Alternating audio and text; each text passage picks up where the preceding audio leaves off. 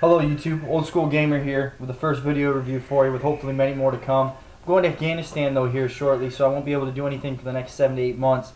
But I do have a video review for you today. It is on the Retron 3 gaming system. It's pretty neat. It's one of them off brands, very well built I think. I have a few negative remarks on it. Most of them are all positive though for what I have to say about it. Starting off, the Retron 3 here plays 3 cartridge-based systems. The first one is NES. Plays SNES, and also plays your Sega Genesis. It's very easy to use. You got your power button, reset button, a simple knob here which switches between the 3 systems, a light indicator for each system to let you know which one is actually on at the moment. It came with 2 wireless controllers, which I'll talk to you about here more here on later. But I do use the classic controller ports that come with it. You got Sega, Super Nintendo, and obviously regular Nintendo.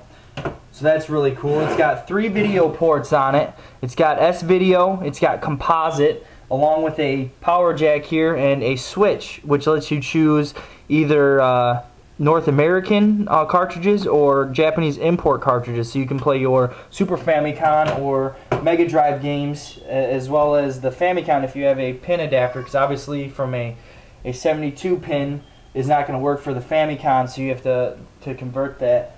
But the controller here is really cheaply made. I don't even use them. They're still wrapped up. It's a 6-button, kind of looks like a Sega. The buttons don't feel so bad. The D-pad's really, I think it's just going to break, it feels like. Comes with the button layout here on the battery cover here on the back, which the Genesis seems to be off a little bit compared to the standard 6-button. Doesn't seem to be laid out the same way. It is wireless. It uses infrared, which obviously you probably need a line of sight for it to work, and I never play with my system right in front of me, so it's probably not going to work for me anyways. I don't even use the controllers that came with it, so I really don't worry much about that. My only concern I have is with how hard it is to put games out of the system itself.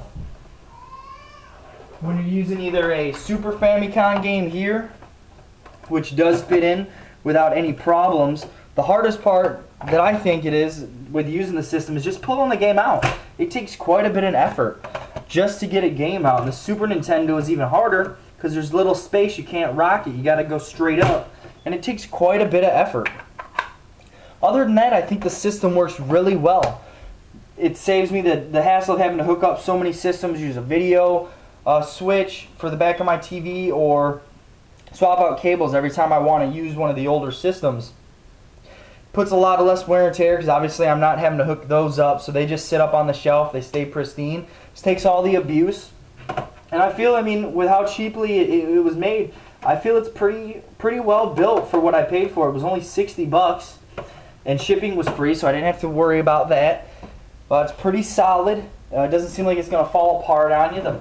The packaging, actually, I'm surprised, came quite well. Everything had its own spot. The Retron sat right in there. Power cables, your controllers were right there. The box is really informative. It actually lets you know quite a bit about the system. It's pretty simple. It doesn't look actually very cheap at all, like they skimped on this. It has all your instructions on the back, lets you know everything you need to know about the system. If I saw this on the shelves in a store, I'd probably buy it right there. Some of the drawbacks, though, to this seem to be with some of the Super Nintendo games and their security chips that they have.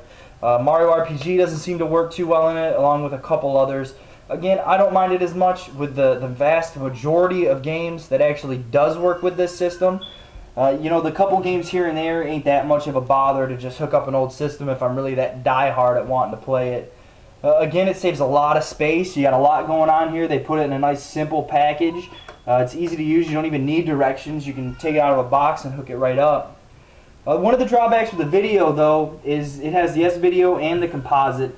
Unfortunately, the NES never had an S-Video output capability. So in order to use the S-Video, you have to unhook it when you want to play the NES. So I just keep the composite hooked up at all times and don't even worry about it. The slight little difference in quality is not going to kill me.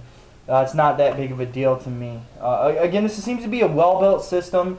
I recommend it to anyone for the price especially. I think you're definitely going to get your money's worth, and you're not going to be disappointed at all. I'm very glad I bought it, and I'm probably going to buy another one just to give to my father for a birthday present. So that's really it. I tried to let you know as much as I could. If you have any, constructive criticism, let me know. And if you have anything specific you want to hear about, let me know that as well. I got quite a bit of knowledge base on a lot of the systems out there. I've got a lot of the systems myself. I've been collecting for quite some time. I'm not quite where I feel I should be as of right now. Being in the military, it's been really hard. I only just now got my stuff back from Michigan now, where I'm stationed in Hawaii. So it took me a couple years to get all that back. But just let me know, and I will talk to you guys here in about 7 to 8 months. You guys take care, and wish me luck.